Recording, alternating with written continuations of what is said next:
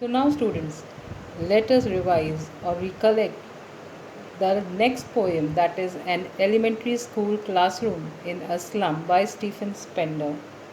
Stephen Spender, along with W.H. Auden and Cecil de Lewis, pioneered the poetic movement of the 1930s through his powerful writings, both in prose and verse. He established himself as a prominent poet of the modern age.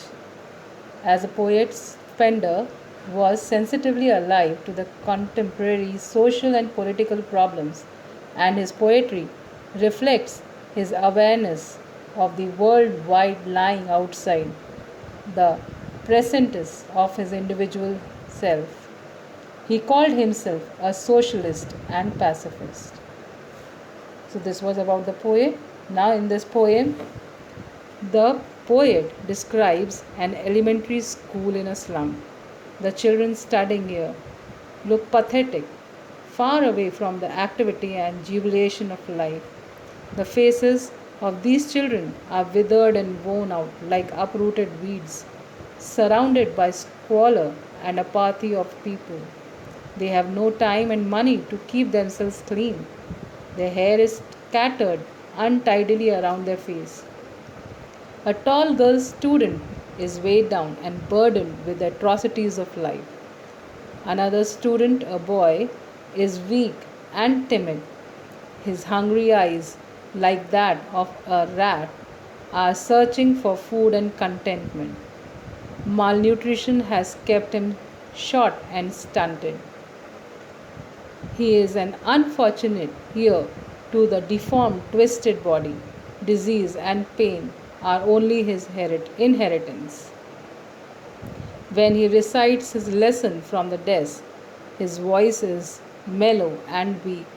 It sounds sickly, like his father's gnarled disease.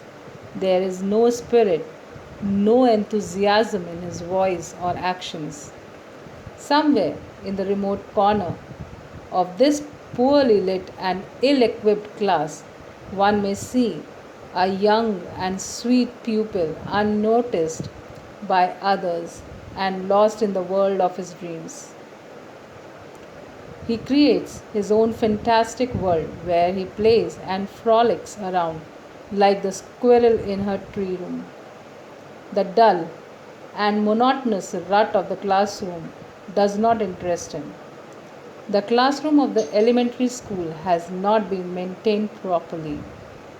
The pale cream walls, which must have been painted long ago with donated money, create a morbid atmosphere. In a corner stands a portrait of bust of Shakespeare. It is ironical that the literary master's portrait should be housed in a classroom where no serious teaching takes place. The children of the slums perhaps can never taste the joys of literature.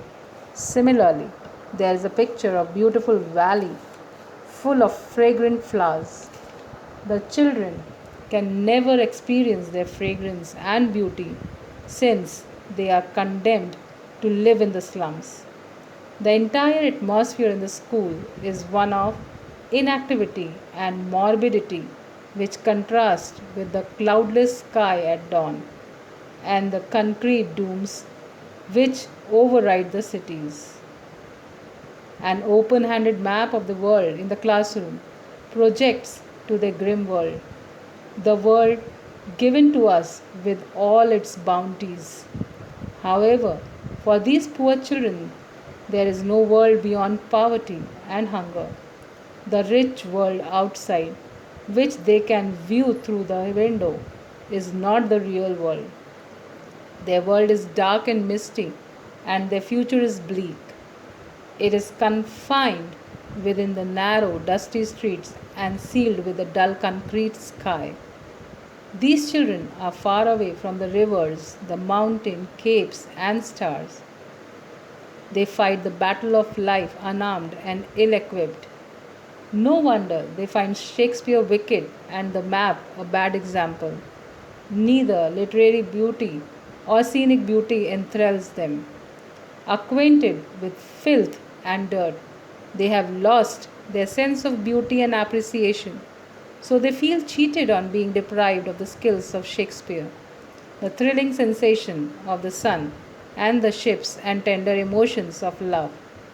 They know only one sensation, that is, hunger, and this forces them to steal for their existence. They make desperate efforts from the foggy morning till the long endless nights to strive for this sustenance and to support a life which is crushed and crumpled in unhealthy, filthy holes. Their childhood gets wasted on heaps of slag and garbage, and they look more skeletons as their bones peep through the cover of their thin skins. Their lot is to rake in the garbage for leftovers and discarded things. Even the spectacles they wear are those discarded by the rich. The spectacles made of steel and their mended glasses appear like bits of bottle on stones. The children spend all their time in these foggy slums which comprise their world. The maps displayed in their room are not the reality for them. It is ironical that the children cannot locate their slum on the map. Although it is their world, the slums where life is worse than death are a blot on the civilized world. There is an urgent need to blot out these slums by giving their inhabitants means and opportunities to lead dignified and civilized lives.